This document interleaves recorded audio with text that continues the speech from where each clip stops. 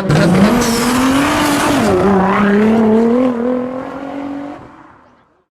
going on, homies? Welcome back to day 2. So right now we're finishing taking out the power steering pump. Well, actually I already took off the power steering pump.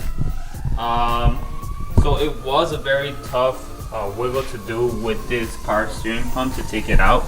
A lot of people were telling me to take it out from the bottom, but I ended up taking it out from the top. I basically passed it through. I don't know if you guys can see. You guys can. So there's a line down there. That line. Basically, I passed it behind it and I pulled it up and I pulled it out through here. It was a pretty tight squeeze, but I was able to take it out. So now, since I did get a replacement power steering pump that does not have anything, literally you have to put everything yourself from your old power steering pump. So now what we have to do is take off this bracket right here. I already took off the pulley. So that's gonna go back on with this washer and nut. So basically now we have to take off these 3 screws and these 2 screws from the back, and then you have your reservoir tank hose, and then your high pressure hose is still I still have it installed. So then once we put these 2 brackets on that would hold the power steering pump in place, then we will put the pulley back on to the new one, reconnect everything, and then put it back into the car. So you see how this one has, you also have to take off this screw and this screw in the back, and that will screw on to this right here. That's where everything has to go. So basically just transfer everything from your old one to your new one, or if you got a new power steering pump with everything brand new, then go ahead and reinstall it, basically steps backwards. So yeah, let me take off the brackets and everything and put it onto that one. Alright, so I already took off everything from the old power steering pump, and I see no reason why this one failed. It seems that probably the seals failed and that's why it started to whine. But so now we have the new one, so we're gonna start and replace everything.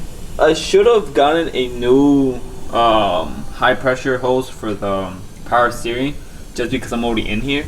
So if that tends to fail while I'm putting the new one in and then bleeding the system, then I'm gonna have a whole other project to do, but that just means another video for you guys. So let me put everything back onto the power steering pump to the new one, and then I'll show you guys how I put it in. A few minutes later. Alright, so we got all the brackets on the new power steering pump. We got the rear one, we got the front one, and we got the little nozzle where you connect the reservoir tank. So now we're gonna, I still gotta put the pulley in the front, which is right there. But so yeah, I'm gonna show you guys. So basically I ran it through back here, but as you can see it's not gonna fit. That's because, oh, the lighting. That's because you gotta put on the seal hoses a little bit more forward to fit this one in.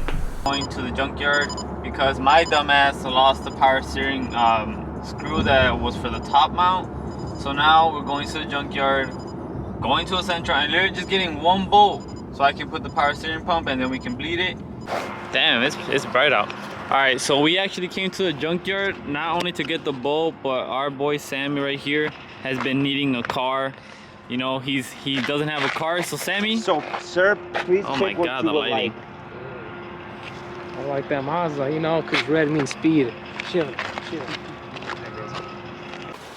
Alright, we're back in the garage. So now we were able to get the power steering bolt that we needed. I'm gonna be taking care of that.